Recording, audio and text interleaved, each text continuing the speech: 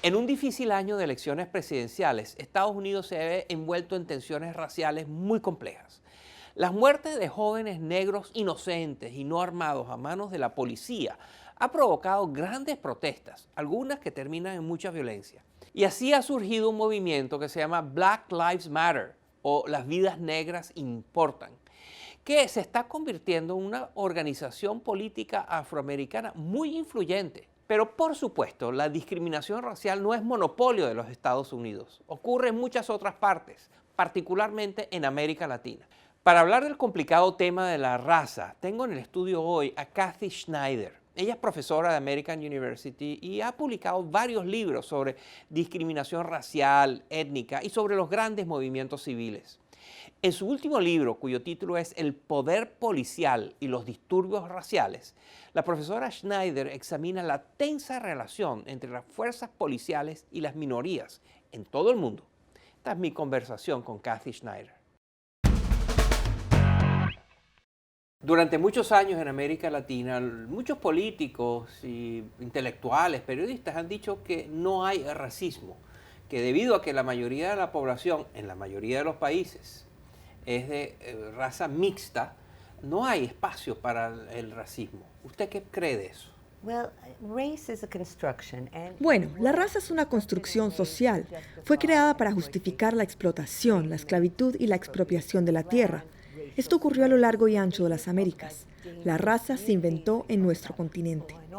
Ahora bien, la manera como los políticos hablan de la raza ha cambiado con el tiempo. Ya no utilizan insultos racistas de manera explícita, pero sí hablan de comunidades peligrosas, hablan de ley y orden, utilizan formas indirectas de referirse a las comunidades de los cascos urbanos estadounidenses.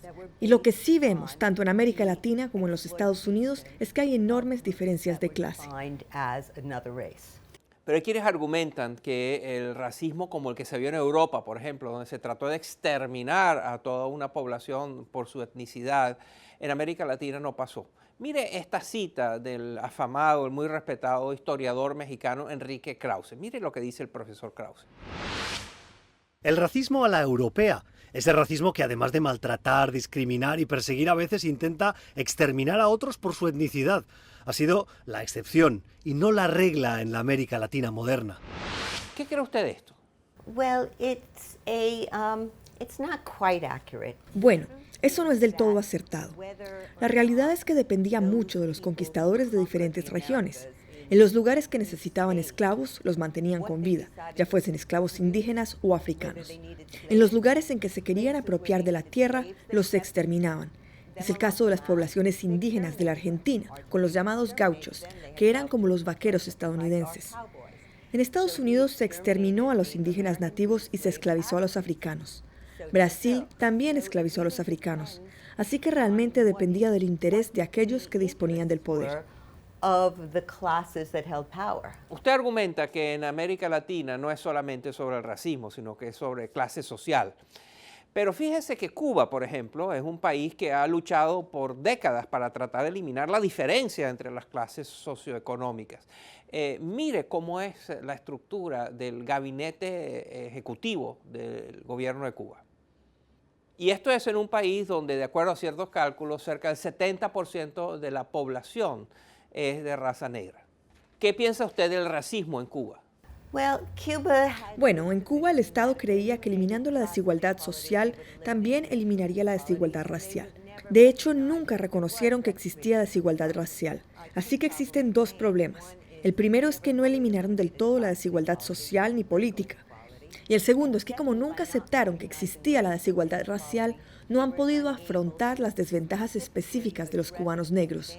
Sí es cierto que al tratar de eliminar la desigualdad social mejoraron la calidad de vida de los cubanos de raza negra, sobre todo de aquellos que vivían fuera de las ciudades, pero nunca se acercó a la situación de las élites blancas, que gozaban de muchos más privilegios. Una de las cosas que usted menciona es la relación de las policías con estas comunidades. En Estados Unidos últimamente ha habido una explosión de eventos en los cuales vemos a cuerpos policiales enfrentando a ciudadanos normalmente de raza negra, donde termina habiendo muertos.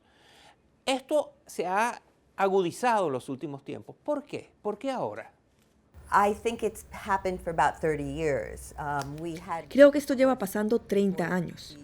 Claro está que existía la violencia policial antes de acabar con la segregación, pero hubo un corto periodo durante el cual las cosas mejoraron. Pero cuando se declaró la guerra contra el crimen y las drogas durante el mandato de Ronald Reagan, las cosas empeoraron. Y siguieron empeorando desde entonces. Pero no es solo en Estados Unidos. Brasil, por ejemplo, tiene quizá la cifra más alta de asesinatos a manos de policías en todo el continente. Es muchísimo más alta que la de Estados Unidos.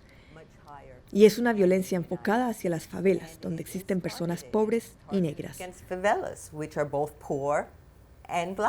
Y para ser de abogado del diablo, cualquier policía diría que ellos no están yendo directamente y deliberadamente a esas comunidades porque son racistas, sino porque es allí donde están los criminales, es allí donde ocurren los asesinatos, los secuestros, los robos, etcétera. Entonces, no es por racismo, sino porque están haciendo su trabajo.